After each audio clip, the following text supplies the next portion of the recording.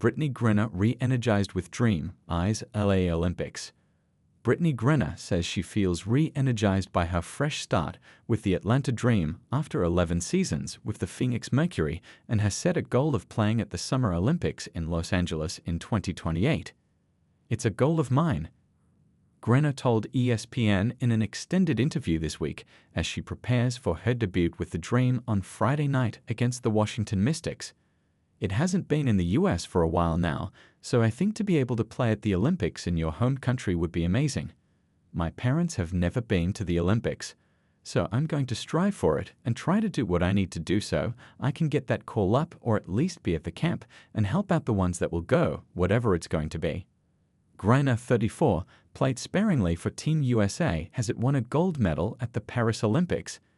But the three-time gold medalist says her off-season move to the Dream after 11 seasons with the Mercury has her feeling stronger mentally and physically than she has in years. "You get comfortable, and sometimes you don't want to get out of that bubble," Griner said.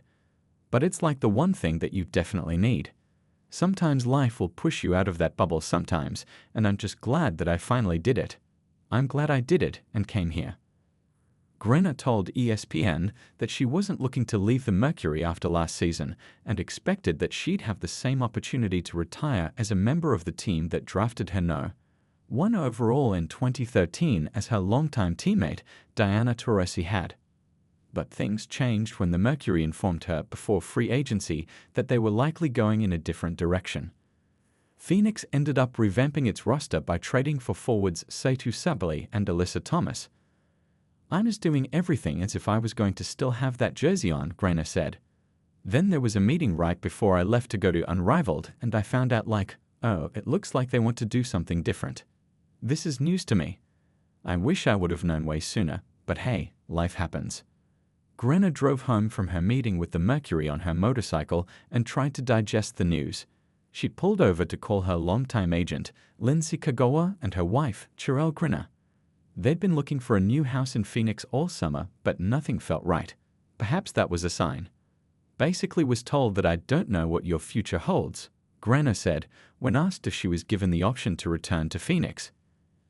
"After I heard that, it became my decision, because I want to be somewhere where they know they want me, where they believe in me and my game." The Atlanta Dream were her first choice. She loved the players on the team and felt she'd fit in well with All-Stars Alicia Gray and Ryan Howard. After digesting the initial shock and disappointment that her time in Phoenix was over, Griner found herself getting more excited about the future. She'd been comfortable in Phoenix, and she'd forever be grateful to the organization for its help in securing her release from a Russian prison where she was detained for 10 months in 2022. But even before the Mercury told her they were going in a different direction, she'd started wondering if she might have grown too comfortable. After the Mercury lost their playoff game to the Minnesota Lynx, a reporter asked Griner if she was contemplating retirement as well.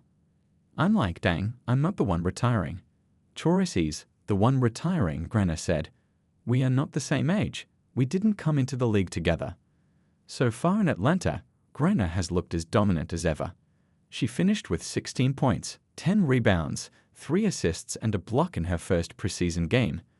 But she also looked different, shooting 3-pointers and getting out on the break in transition. The Dream are playing new coach Carl Smesko's 5-out system, something that Griner has never done before, but says she's embracing. "It's definitely different," Griner said. "I mean, we're playing 5-out. I'm learning how to move better out on the perimeter, where my spots are on the perimeter, instead of just being down low. Me and Brianna Jones are complementing each other really well. I thoroughly enjoy playing with Bri. A lot of people thought 2 bigs are not going to work, but they're going to have to figure out how to guard us, and it is actually working really good." Griner said Smesko suggested an adjustment to their shot the first day they started working together, and she's grown much more comfortable and consistent with it. She's also getting out on the break more often. "I don't look fast, but I move. It takes me way less steps than everybody else," she joked. "I don't have to be out there pumping, going crazy." One thing she will not do is hang on too long, however, as long as I can put up numbers and I can help my team out, Griner said. "I want to play. When I can't do that, or we have to hide me in the corner or put me on the easiest matchup, I will walk away. I don't want to be a liability on the court, and there's too many good players coming along too. I'm not going to sit there and just hold on to a spot because I just can't let go. It's all new and different from anything in her life and WNBA career before. Griner and Cherelle became parents to a son, Bash, last summer and are adjusting to life with a newborn. But there are still constant reminders of the 10 months she spent in a Russian prison. I learned that I'm definitely adaptable, she said. Honestly, I can make myself fit whatever I need to do to be okay. As she talked, she looked down at her right hand. The other day, when she was feeling down, she'd drawn 4 dots on her hand.